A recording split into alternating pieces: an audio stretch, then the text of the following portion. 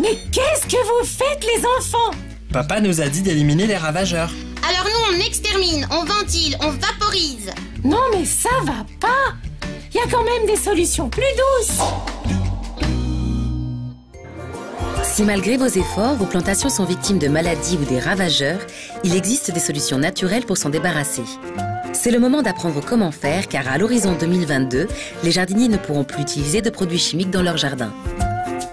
Moi, ce que j'utilise, c'est des pièges. Le piège à patates, c'est une patate sous une planche ou sous une dalle qui va attirer les limaces qui vont y rester la nuit.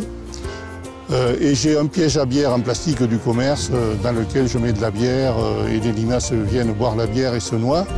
Les jardiniers sont inventifs et quand il s'agit du bien-être de leur jardin, chacun a une méthode à proposer. Pour les salades aussi et pour tout ce qui est les escargots, les limaces aussi, je préfère utiliser aussi des choses naturelles que les anciens utilisaient aussi, comme la cendre de cheminée. Donc je saupoudre au pied et du coup ça leur plaît pas trop parce qu'ils rentrent pas très bien dessus, quoi, ça les gêne, et ben ils s'en vont. Ça les fait partir naturellement, sans tuer personne, sans mettre de pesticides, c'est super. Et parfois un petit coup de main n'est pas de trop. Je suis obligé quand même de temps en temps d'intervenir manuellement. Par exemple, les pucerons du collet, aussi bien pour les navets que pour les panais, je les écrase un peu avec le doigt. Ça les empêche de prospérer, quoi. Voilà. Sont proposés également en jardinerie des produits biocontrôle d'origine naturelle. Pour le biocontrôle par lui-même, c'est le moyen naturel de lutter contre les agresseurs. Ce peut être un produit, mais ce peut être un insecte qui détruit un autre insecte qui lui-même est agresseur. Le puceron est un agresseur de la plante.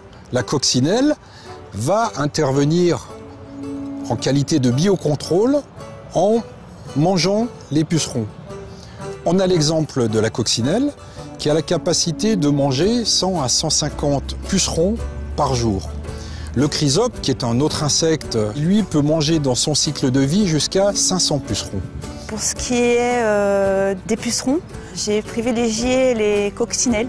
Et donc elles font le travail, elles mangent les pucerons. Du coup je suis débarrassée, c'est magnifique, naturellement.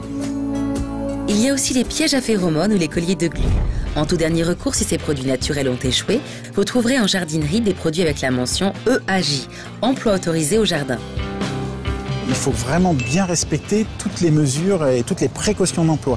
On se protège, on ne traite pas en plein soleil, on ne traite pas quand il pleut, on ne traite pas quand il y a du vent, on va traiter plutôt le matin ou le soir.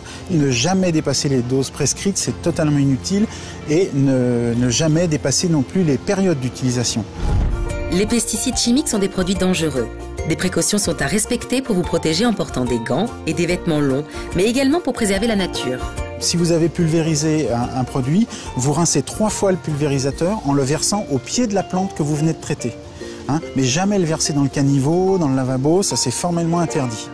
Pour se débarrasser des maladies et des ravageurs, il est recommandé de privilégier les solutions manuelles. Pensez à utiliser les produits de biocontrôle.